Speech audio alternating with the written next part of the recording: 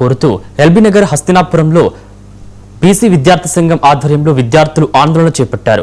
రాష్ట్రంలోని 14 లక్షల మంది విద్యార్థులకు సంబంధించిన 8,000 కోట్ల బకాయిలను వెంటనే విడుదల చేయాలని డిమాండ్ చేశారు. ఈ సందర్భంగా జాతీయ బీసీ సంక్షేమ సంఘం అధ్యక్షులు ఆర్ కృష్ణయ్య మాట్లాడుతూ విద్యార్థుల జీవితాలతో ప్రభుత్వం చెలగాటమాడుతోందని విమర్శించారు. ఫీజు రియంబర్స్మెంట్ అంశంపై అఖిలపక్ష సమావేశం ఏర్పాటు చేసి మేధావులు బీసీ సంఘాలతో చర్చలు జరపాలని ప్రభుత్వాన్ని డిమాండ్ చేశారు. అక్కడ లక్ష ఉంటే లక్షిస్తుంది, డిగ్రీకి 20,000 నుంచి 20,000 ఇస్తారు, నెలకు మన 5,000 ఇస్తారు స్కాలర్షిప్. ఆంధ్ర 20,000 స్కాలర్షిప్ ఇస్తారు. కాబట్టి ప్రతి కాలేజ్ విద్యార్థికి 20,000 స్కాలర్షిప్ ఇస్తారు. మన దగ్గర కూడా కాలేజ్ విద్యార్థులందరికీ 20,000 స్కాలర్షిప్ పెంచాలి. ఇంకా కొత్త డిమాండ్ వేరే రాష్ట్రాలను పోలిస్తే తప్పనిసరి.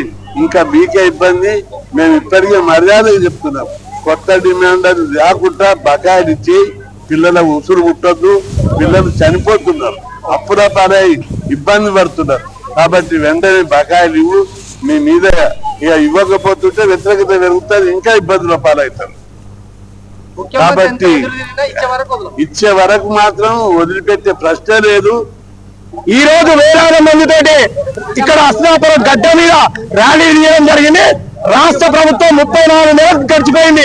ప్రభుత్వం ఏర్పడి కాంగ్రెస్ ప్రభుత్వం, ముఖ్యమంత్రి రేవంత్ రెడ్డి 34 నెలలు గడిచినా కానీ విద్యార్థులకు స్కాలర్షిప్ ఇవ్వమంటే మేము పాత పక్కన కేసీఆర్ ఉన్నాయి, ఆయనే ఉన్నాయి, నాయ ఉన్నాయని నాటకాలు పడుతున్న ముఖ్యమంత్రి 8,500 కోట్ల ఫీజు రియంబర్స్మెంట్ ఇచ్చిందాక నిన్ను వదిలే ప్రసక్తే లేదు. వదలం కూడా బిడ్డ నిన్ను. ఎందుకంటే విద్యార్థుల సాక్షిగా తెలంగాణ ఉద్యమకారులు చచ్చిపోయిన ఎవరు విద్యార్థులు 1,200 మంది విద్యార్థులు మా బిడ్డ బలిదానం అయితే ఈ తెలంగాణ రాష్ట్రం ఏర్పడ్డది. అందుకనే ఈ ఫీజు రియంబర్స్మెంట్ ఊగనే రాలేదు. ఆ రోజు టైగర్ ఆర్ కృష్ణ గారు 5 రోజుల ఆమరణ నిరాహార దీక్ష చేస్తే రాజశేఖర రెడ్డి గారు, స్వర్గీయ రాజశేఖర రెడ్డి గారు, మీ కాంగ్రెస్ పార్టీ ముఖ్యమంత్రి గారే ఈ రోజు ఉంటే ఆయన ప్రధానమంత్రి అవుతాయేమో కానీ ఆయన పెట్టి ఆయనకు ఆ రోజు ముఖ్యమంత్రి ఉన్నప్పుడు కృష్ణ